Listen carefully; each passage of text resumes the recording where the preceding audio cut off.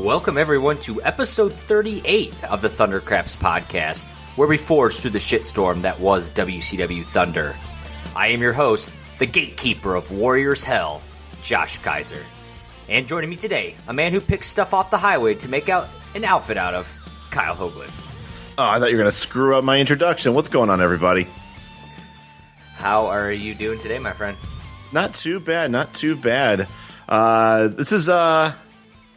This was a Thunder.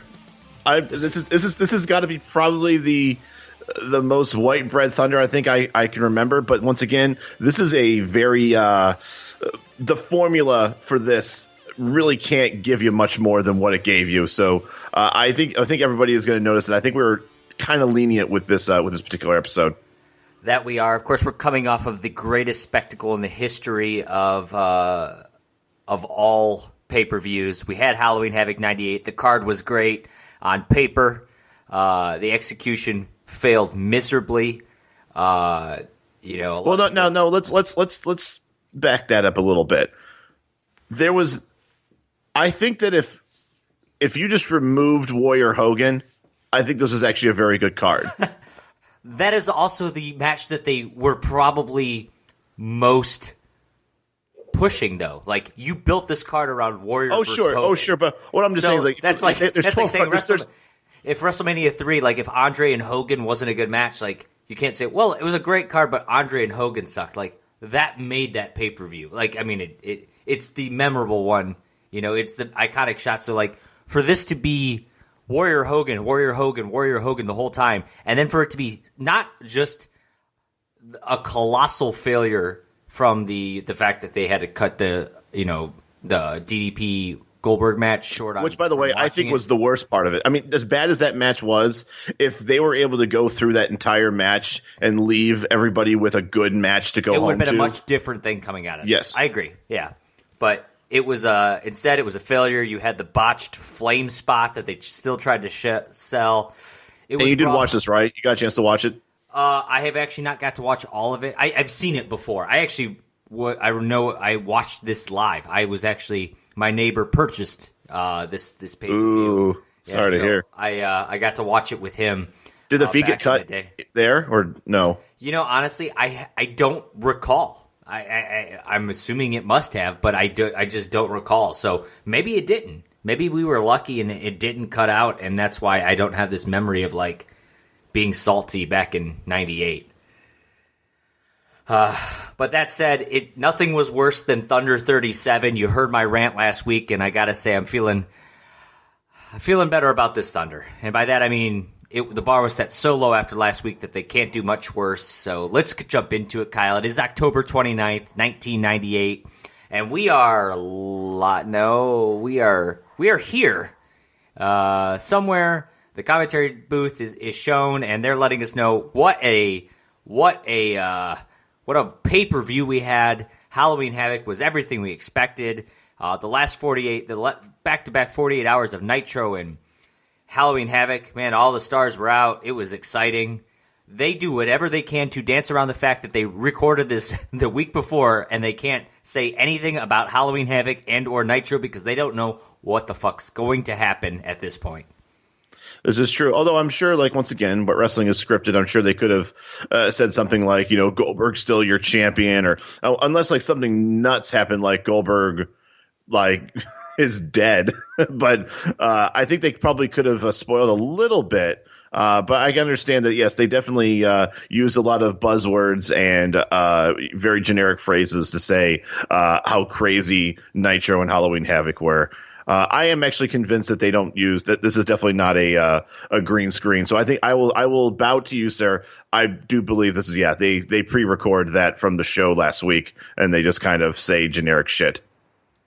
Thank you. Yes, they do. Of course, we are back in Albuquerque. They let us know that the TV title is on the line tonight, the Cruiserweight title is on the line tonight, and our main event, the Giant versus Lex Luger. Nope, I mean the Giant versus Raven. Sorry, I'm just so used to You know what? The Giant's been listening to our podcast, and he's been like, you know what? I'm the real main event. This guy was the Stevie Ray before Stevie Ray was Stevie Ray, and he's trying to usurp him and take back his moniker as the Thunder main event.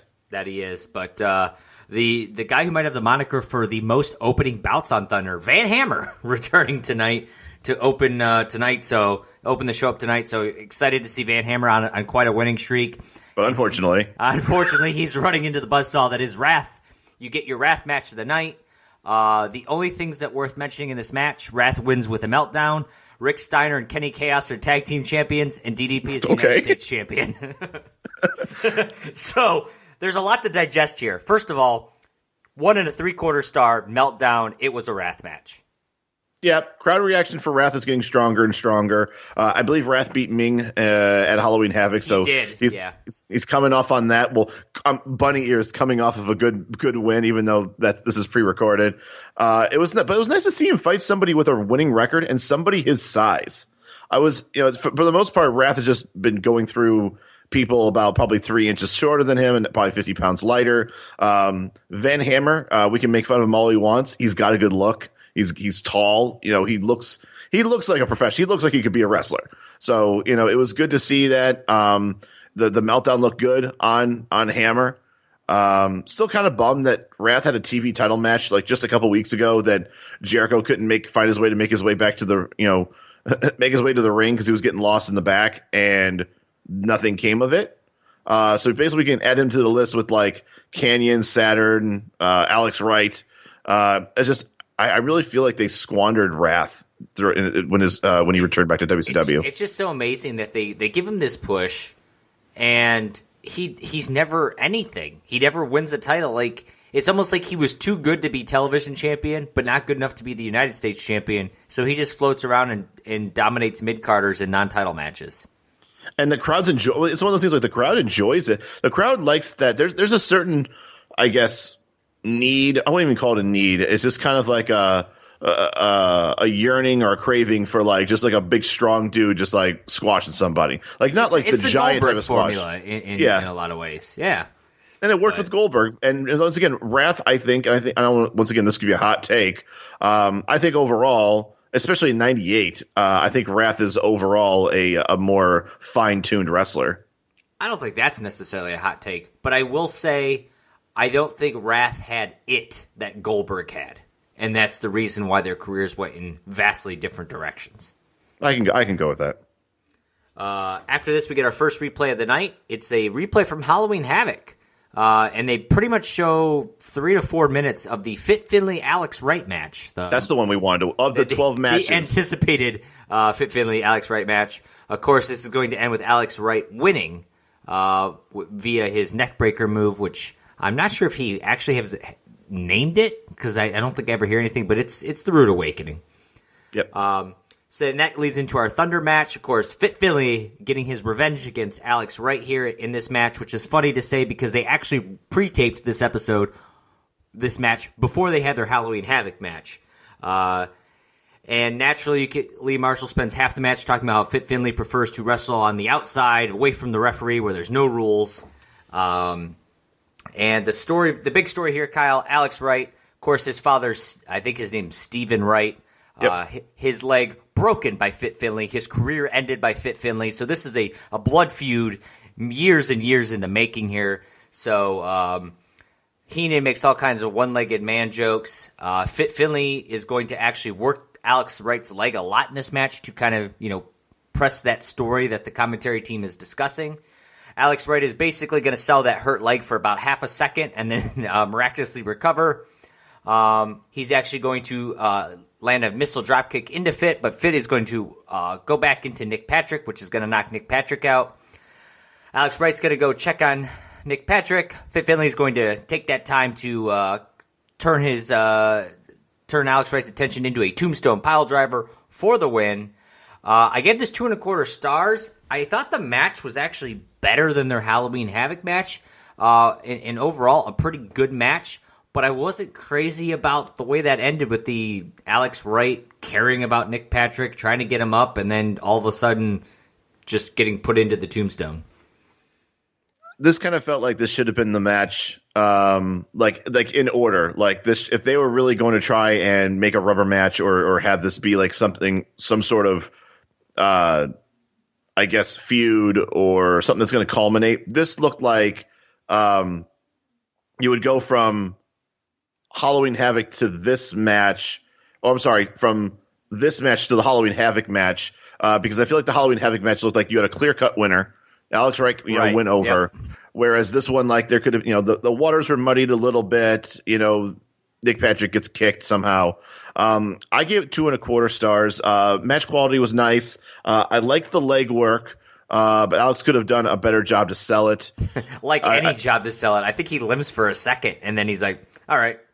Well, I think the funny thing is, like, his way of he was selling it, limping a little bit. Then all of a sudden, he would do like 3 moves in a row that would put a lot of torque and stress on his legs. Well, he went to the top missile drop kick. Missile drop kick, and yeah, exactly. So yeah, it was strong enough. And I also just like that they, Fit Finley's trying to say that he's using the exact move that broke Stephen Wright's leg, and he's got Alex Wright. Apparently, Alex Wright has tree trunk bones because he's totally fine with this move being put on him. But I guess the other good thing about it is if he oversold the leg thing, the match quality probably would have suffered. If he did, as much as we appreciate that he's at least acknowledging that his leg hurts, obviously his offense would be limited. So it's kind of, what do? Do you oversell the leg injury or the being work on the leg, or do you just go using your high flying, more exciting stuff to make the match a little more interesting? I think it's Finley versus Alex Wright. I don't think anyone's going to be like, ooh, I wonder what Alex Wright's leg's going to be like next week. So just kind of move on with it. At the end of the day, this was the third match between the two of them in the last 2.5 weeks, and there was very little interest in the story and the whatever story they're trying to tell. So I don't see it lasting. I don't think we're going to see them wrestling next week or anything. The one quick point to add to what you were saying there about working the leg, Jericho has said on his podcast previously that, like, he refuses to do the work the leg angle in a match for this exact reason, because he says there's no way you can continue to sell it, and especially if you're going to, like, have to make a comeback, possibly win the match. He's like, it's really hard to sell that leg as a legit thing.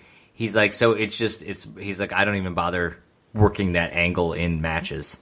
Which once again makes sense. I think the only time you work that angle is if that angle already exists going into the match, like maybe like you were forced into a match in it or something, or you were forced into a match, or you were like you had a match, like a gauntlet match, you won, the person beats up and like just thrashes on your legs, and you got to fight someone right afterwards, like, and you're ultimately going to job Rio, the Dolph Ziggler, yeah, something like that. No, something like that is okay. Yeah, absolutely. We do get our first sign of the night. Of course, it is a pre-tape show, so we're not going to have many new signs tonight. I think we actually have 2. One of them here is it says Sup, Q, Bird, that's Bird with a Y, and Jamal. So I just wanted to give a quick shout out to Q, Bird, and Jamal out there in Albuquerque. What's up from the Thundercrafts podcast? Word. We're going to get our second replay of the night at this point. It's from this past week on Nitro, where Scott Steiner says he's got 2 questions for J.J. Dillon. Apparently there was a referee who started the match that did not finish it, and he says he wants a straight question, a straight answer from J.J. Dillon. So he's very dyslexic in what he's saying here. Of course, it's almost just what Scott Steiner is, I guess. He's going to call J.J. Dillon a liar and a cheat, and then it's going to end with himself and Buff Bagwell. Oh, yeah, by the way, Buff Bagwell, back on Scott's side in the NWO, are together attacking J.J. Dillon. So that lasted a good, 2 episodes? Pretty much. After this, Disciple's coming out, so it's good to see that Disciple's still in some sort of relevance. Something? Yeah, something. You're going to call – okay. You're going to call this relevance? Okay, let's move on. What I was going to say is, it's like he's in a match. He's still on TV, even though he's like served his purpose for the Warrior Hogan deal. But that said, relevance probably a strong word, as he'll be wrestling Tuff Tom, of course, accompanied to the ring by Mean Mike. So glad to see those guys. What is their tag team actually called? The Disorderly Conduct. Disorderly Conduct. There we go. It's all over their robe, dude. Come on. Well, what's funny is that's what I was going to say. The screen, their the scroller said that Tuff Tom is spelled Tuff, but the back of his jacket is airbrushed Tough. So I really like to know whether it's Tough with two Fs or the correct way. As for this match, not much to say about it. Mean Mike's actually going to pull a Disciple to the outside of the ring and try to attack him. The referee's totally cool with that. Disciple's going to no-sell the neck breaker, which is like the Rude Awakening move Alex Wright uses as a finisher. But Disciple says, no, sir. And then he's going to use the jawbreaker, as Tony Schiavone called it, or as we better know it, the Apocalypse. Star and a quarter for me. This was a rough match, and you could have assumed as much when you've got fucking Disciple and Tuff Tom in here. Yeah, star and a half. This is just booking nightmare. And I think the other bad thing about this is I actually feel bad for Disciple a little bit because I think he actually had a cooler angle when he was like Hogan's main man. And Warrior was basically here to do one match, or it was supposed to culminate with this match at Halloween Havoc. I don't remember him really sticking around that much longer. So then what becomes of the Disciple? Does he just go back to like, let's just pretend like this never happened? Or is Disciple just understanding that he's going to be wrestling Tuff Tom like combatants on Thunder until he just, kind of fizzles away? And I know Eric really Bischoff his character. It does, and I'm sure Eric Bischoff can't wait for that day to come where the Disciple just kind of fades off in WCW. Pretty much. After the match, Mean Mike's going to get an Apocalypse for his trouble, and as Heenan says, Salty Sally would get one too if she were around. Our next match of the night, Eddie Guerrero and Dean Malenko getting into it. So this should be a good one. Pretty excited to see these two in here. Well, it's a nice palate cleanser from Tuff Tom and Disciple. Right. Of course, commentary team starts to promote World War III, which is the next big pay-per-view. Of course, 60 men battling for the right to wrestle Goldberg for the world title at Starrcade, or whoever that world champion might be. And Lee Marshall lets us know with 60 contenders, you can come up with at least 59 top contenders for the title. So Lee is admitting that at least one person in this entire Battle Royal is not a top contender for the title. So you're telling me that Mean Mike's going to be there? Could be Tuff Tom, dude. You don't know which one. He at least is wrestling in singles competition. So I think even though he lost, I think he'd be the 59th. He's the 59th man. Fair enough. Of course, when you get Eddie Guerrero, Dean Malenko, two of the best in the business to do this, this is when you've got Disciple and Tuff Tom wrestling, you got Van Hammer and Wrath, Philly and Alex Wright. Let's go to commercial break during the Eddie Guerrero Dean Malenko match. Dude, fuck me when I saw that. I could not. Oh, once again, we know this match is going to go a decent distance, so I get it, sort of. But come on, we could have just had Tuff Tom and Disciple be the commercial, and we could have moved on and gone right to Eddie Guerrero and Dean Malenko. We could have saw this thing in its entirety. They do let us know there was a lot of action during the commercial, though, so that was nice for them to say. Nice for them to say, hey, it really sucks you guys didn't get to see all this awesome action from this match. There was a good point in the middle-ish of the match. Eddie Guerrero is going to go to the outside, and he's going to push the cameraman, which I thought was kind of funny. Then he's going to talk shit to a guy who was wearing a Wolfpack shirt that I actually used to own myself. Eventually, the LWO is going to come in and interfere, which was kind of unfortunate because I was enjoying the match. I didn't think it was great. I gave it 2.25 stars.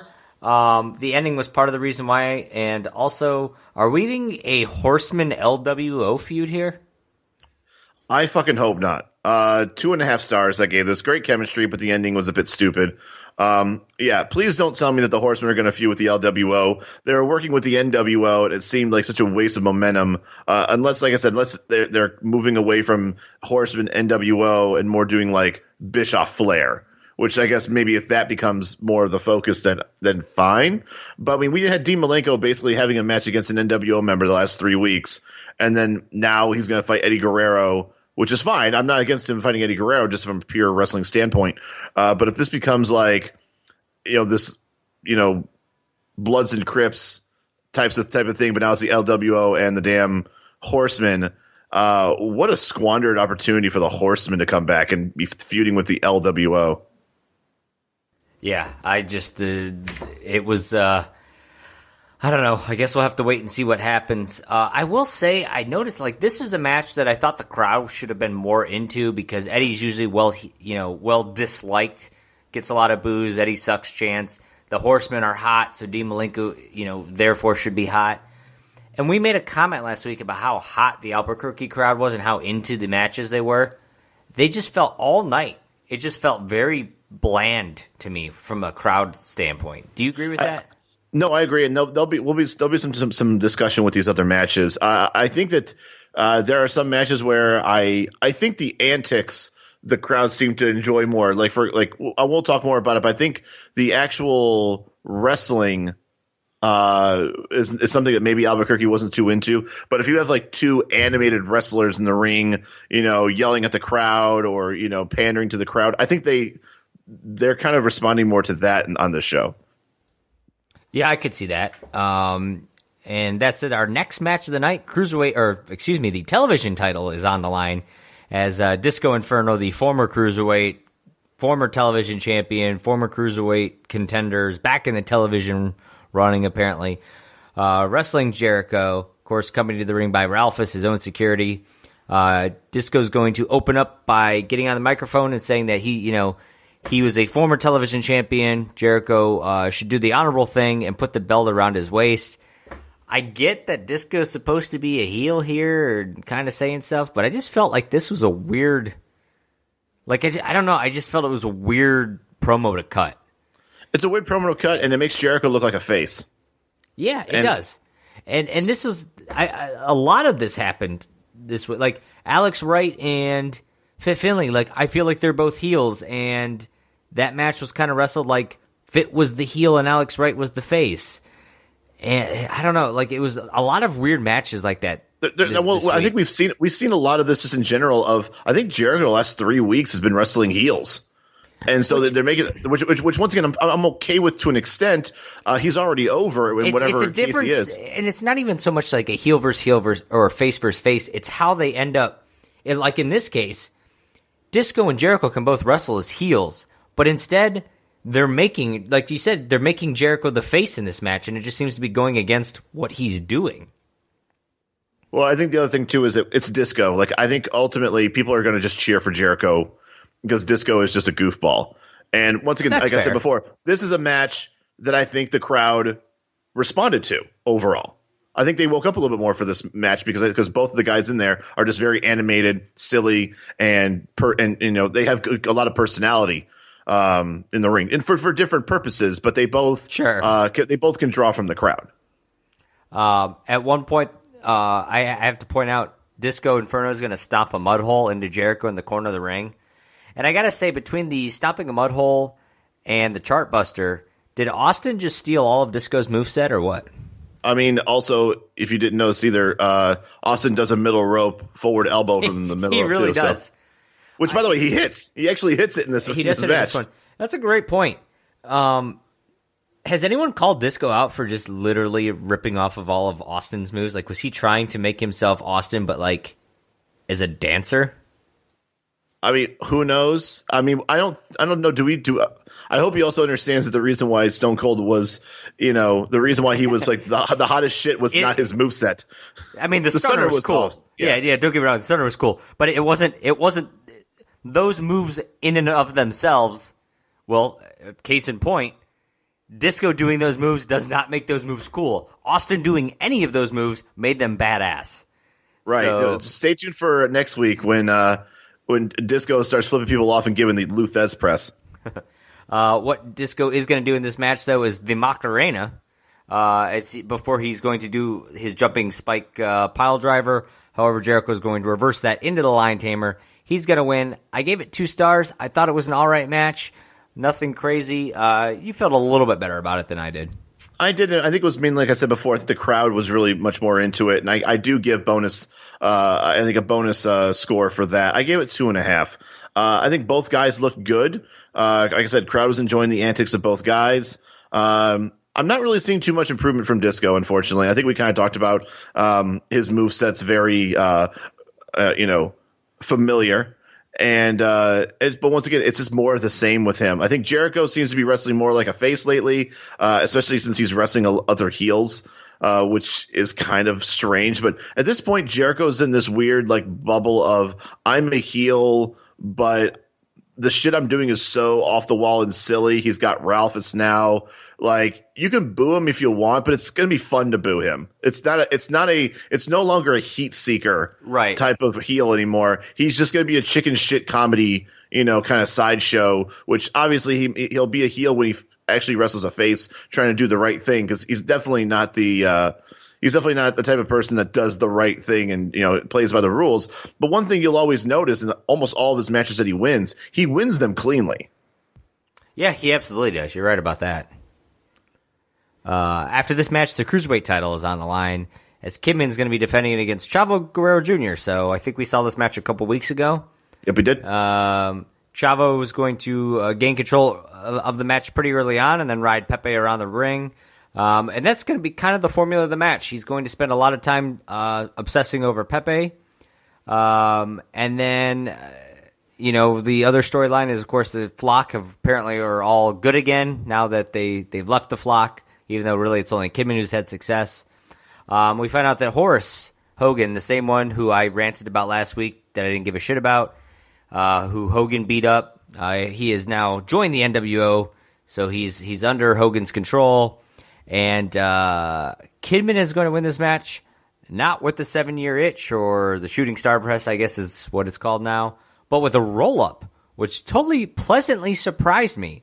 I gave the match 2.5 stars. I thought it was a fun match going back and forth, and the roll-up pin really caught me off guard in a good way, though.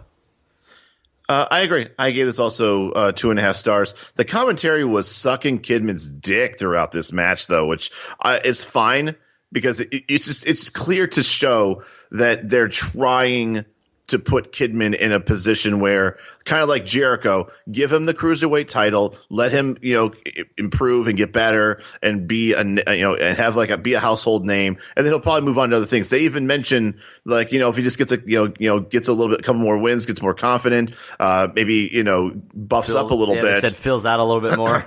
Yeah, he would be able to take on the heavyweights. And once again, when you hear stuff like that. Unless you're talking about Rick Fuller when they say he's just one match away from being a superstar. I think they actually are really, as that guy from the sign back in, I think it was Alabama or something like that, was that, they're really trying to push Kidman or put the push on Kidman. They definitely are. I thought this was a better match than Jericho Disco overall. But really, once again, the crowd just didn't seem into this at all. And it's a shame because the work was actually very good. It might not have been the smoothest or fastest paced match because there were a lot of chin locks. And, after a while, I put it 3 chin locks equals 1.5 bear hug or something like that. So, but I kind of get it to some extent. They use that to kind of rest up if they're doing a lot of fast pace. You go with the chin lock to get everyone's breath back. But I would have been fine if this match was maybe a minute shorter and a little bit more fast paced. But overall, good match nonetheless. And sometimes a non-finisher ending is a breath of fresh air. Absolutely, it is. No, it is nice to see that from time to time, especially with a match like this where Kidman is known, he's getting over partially for the shooting star press. So it was nice to see him win by something else. Yeah, it was nice that he didn't have to use that in order to get a good pop for a win. So I agree with that as well. Right after the match, the LWO is going to come out. Chavo says, it's time he's going to get a shirt now, finally. Eddie's going to get on the microphone and say, close, but not close enough. And tells Chavo basically, you're not cutting it, bro. You're not LWO material, which I find really funny when he's got El Dandy, Damien, and Hector Garza standing behind him. But Eddie does make a good point, I will give him, where he says, you're a Guerrero. You have to earn your colors. You got to represent the family, and you're not doing that. And Chavo's going to say, well, I'm going to start the Pepe World Order. Which I think also, if somebody really thought, did anyone think in 1998 that we're going to do the LWO, we'll do the Pepe World Order or something like that? Don't you think that starts to dilute the whole premise of the NWO when you start making almost parody stables? So. Because that is what it becomes at this point. It becomes a parody stable. Right. And even the Wolfpack, to a sense, I didn't back then I loved the Wolfpack, but I think we've made a point. I've made a point of stressing it now that when you start like having these different like NWO factions, I think you kind of start diluting the idea of what the NWO actually is and was, which was basically, screw WCW. We were wrestlers that, you guys dealt us away because you felt that we weren't worth it. Now we're back and we got a chip on our shoulder and we want our revenge. And then it turns into like, oh, hey, we're the face NWO. We're still the same people, but now we're nice again. Like it's so. I now realize it at 34 that I think the premise of the NWO Wolfpack was stupid and it hurt the main faction. And then this is just making it worse. Yeah, I mean, it was obviously very popular. The Wolfpack were over. Yeah. I mean, once again, I'm not gonna. If I ever run to Eric Bischoff, I can no way tell him that the Wolfpack was a bad idea. It sold a lot of merchandise. It put butts in seats. But once again, I think when you're looking down the road, I just feel bad for the original because then it just makes the regular NWO look like jobbers with Hogan. Well, that's pretty much what they were at that point, but. Speaking of Hogan, we're going to get our third replay of the night. This is going to be the Warrior talking about his Warrior's hell on Nitro. Horace is going to keep Hogan from getting into the ring at this point, but then Horace himself is going to get into the ring. He's going to job out to the Warrior. This is going to lead the Giant to come in. He's going to job out to the Warrior. So then Hogan's going to attack the Warrior from behind, but Warrior's going to regain control, clear him out of the ring, and then clear Bischoff. And while I said the Albuquerque crowd this week is quiet, the crowd that watched that moment was unhinged. I mean, you don't see crowds like that anymore. I mean, it really is. These mid to late 90s wrestling crowds are some of the best. I was waiting for somebody to throw toilet paper into the ring. But I thought the funniest thing about this whole thing was Warrior on the mic saying that, Hogan, you opened the gates of hell and I am the gatekeeper. I'm like, wait, you're the gatekeeper, but Hogan opened the gates? Yeah. You're not a very good gatekeeper. So. You're a shitty gatekeeper, Warrior. It's probably why you lost. That is funny. After this, Ernest Cat Miller is going to come out. He's going to be wrestling Villano 5. We're going to get our second sign of the night that said, feed the cat to the dogs. So, obviously, talking about Ernest the Cat Miller. Why is there a K? I don't know. There's no fucking K, crowd. Spell things right. No H in woo, no K in cat. What's wrong with you people? Yeah, I can't help you there. The cat is going to, of course, give Villano 5 seconds to leave the ring. But Villano 5 is going to give him a drop kick instead. Of course, Villano 5 is going to job to that spinning roundhouse kick for the 3 count. I gave it a star and 3/4. It was a cat squash match. What more do you want from this?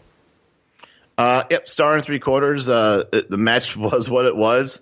The cat is an awesome heat seeker, though. I know that it seems easy with what he's doing, but the crowd does not like him, and I attribute it to that he's doing a very good job being a heel. He's threatening to beat up the crowd. Yes, he is calling people fat and all that kind of stuff. And once again, it's not like the normal, not like the '80s heel that does it.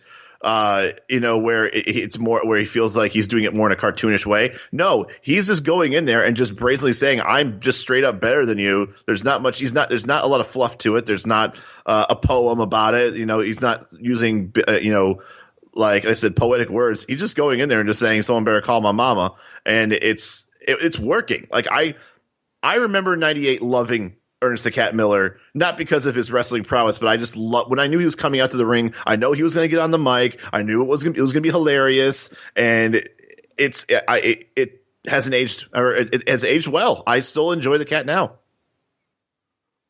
Definitely. After the match, he's going to get back on the microphone, so we're going to get some more Cat here, as he's going to cut another promo, basically talk shit to the crowd again, and challenging anybody in the locker room. This, of course, is going to lead to Sonny Ono coming out, and Sonny Ono is going to get into the ring. The Cat's going to say, "I ain't going to beat up a midget," and says, "I don't need you," but then Sonny Ono is going to flash like $2,000 in cash, and that's going to get the Cat his attention, as he's going to leave with Sonny Ono. And the Cat was never seen again. We've already talked about how Sonny Ono feels like the kiss of death manager. He's a terrible manager, yeah. So I feel like this doesn't. Cat, you don't need him. You don't need him. You're fine. You are fine just the way you are. All right, you're the prom king. All right, you don't need him.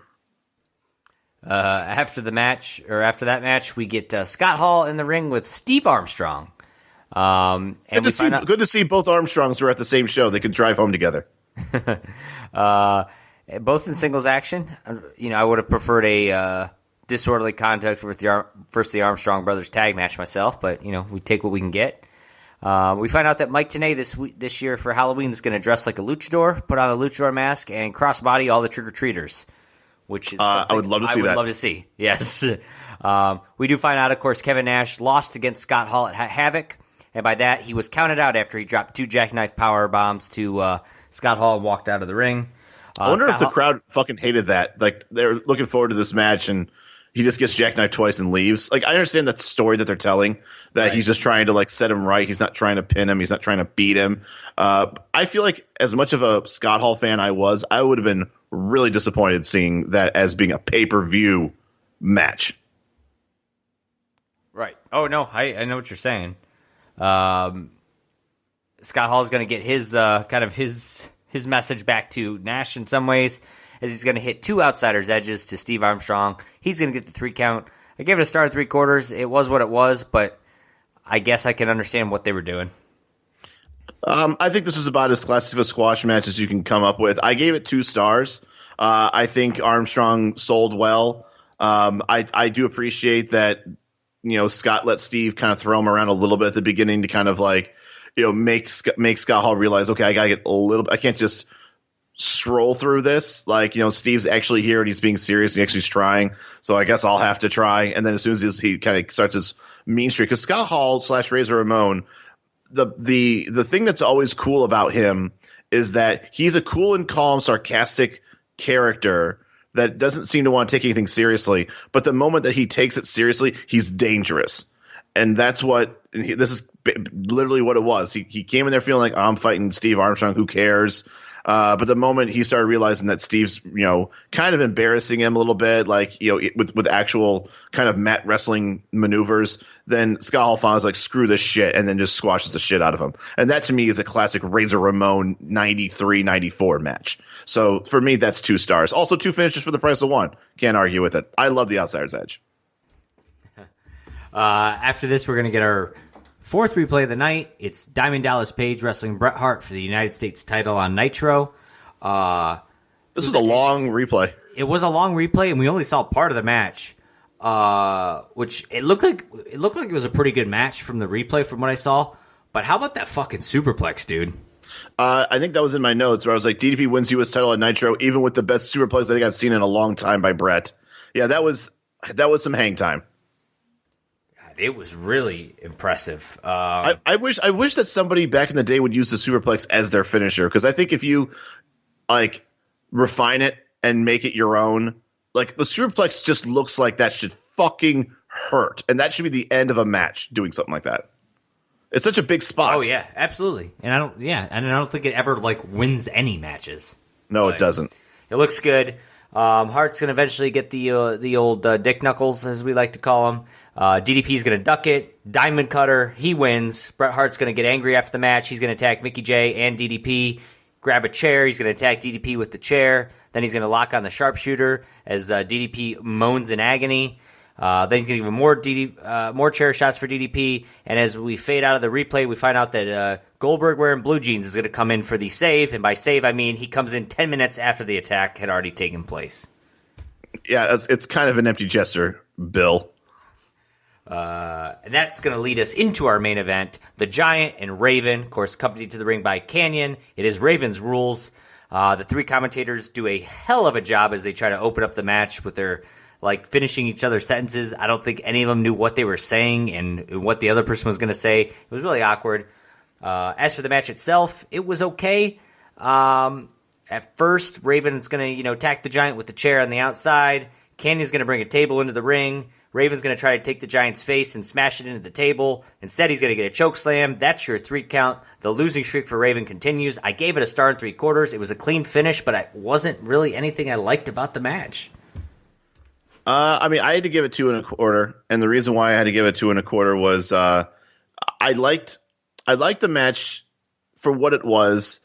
I understand what Raven had to do in order to kind of like get a one up on the Giant. I did like that Raven at the beginning was actually trying to wrestle the Giant. He was trying to get him off his feet. He was, trying to actually fight him, but he was just kind of just getting tossed around. But the moment that they got him on the outside, they were using chair shots. Canyon was holding him back. There was a nice baseball slide. He kind of threw him into the ring post. So, and I think he also used the top rope to kind of like, basically like puncture his ball sack with it or whatever the hell that move is. So I like the offense. It was believable offense on the Giant for Raven to use. So I like that he wasn't trying to like be like Sting and like put haymakers and pick him up and slam him. That's not Raven. So that's not so Raven is what I'm trying to say.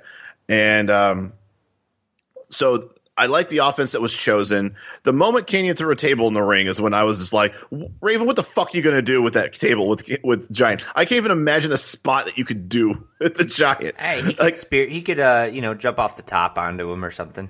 Well, the moment he brought him in, he was like, oh, okay, I'm just going to just like smash his head on the table. I'm like, you're not going to lay him on the table. He's just going to break through it. I'm like, all this is obviously is a setup that he's going to get chokeslammed through the table. This is now the second time that Canyon has tried to help with a table spot and failed miserably for Raven.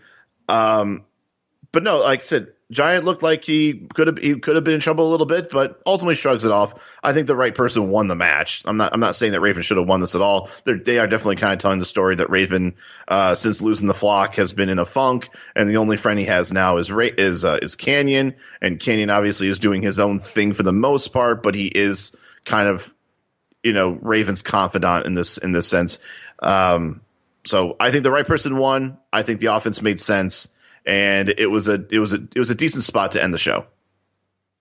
Well, it did end the show, and that was our Thunder. What did you think for this week's show? We kind of alluded a little bit, I think, to it, but overall, what were your thoughts?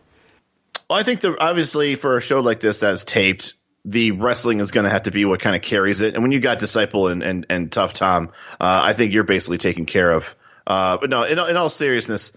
The show was fine. I had no real problems with it. We knew what we were signed up for when we watched this particular episode. I think most of the Thunder guys, you got Wrath here, you've got Dean Malenko, Disco Inferno, Chris Jericho. I think you had a lot of good matches in the middle. You had as far as Guerrero, Malenko, Disco, Jericho, Chavo, Kidman. I think that. I had a good time watching those matches. It definitely slowly or slightly removes the tough taste of Tuff Tom and the Disciple match.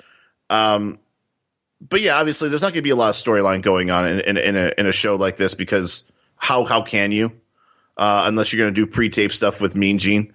But the crowd was really off and on. And like I said, I'm not quite sure why. I feel like the matches that were like great technical wrestling matches were quiet, but then the ones where there was some shenanigans or heat, or maybe just a more recognizable figure. The Scott Hall Steve Armstrong match got more from the crowd than Chavo Kidman did, which I think is either just is credit to Scott Hall for just being Scott Hall. Or it's just maybe the crowd just didn't care much for either give me the full, go to 10 with the luchador stuff, like do a lot of acrobatic stuff, a lot of near falls. Like I said, that match was good, but it felt like it was a borderline technical wrestling, cruiserweight match. So it was a good match, but it's not like something you might see if like it was like Ultimo Dragon taking on Rey Mysterio, where it would be like just nothing but just nonstop octane match. But I did like the show overall. I felt like there wasn't a lot from the commentary this week that I thought was funny or memorable. Yeah.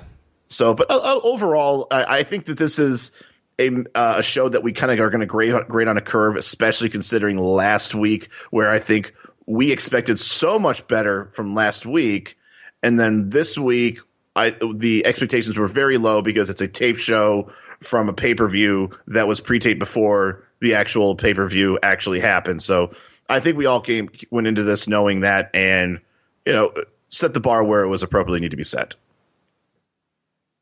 Yeah, it was It was okay. It was, it's like you said, it's about what you can expect for a Thunder that was pre-taped, that's actually being aired after a pay-per-view and after a Nitro, where a lot of things happen. And we kind of brushed over it earlier, but Rick Steiner and Kenny Chaos are the tag team champions. No one wanted to explain that?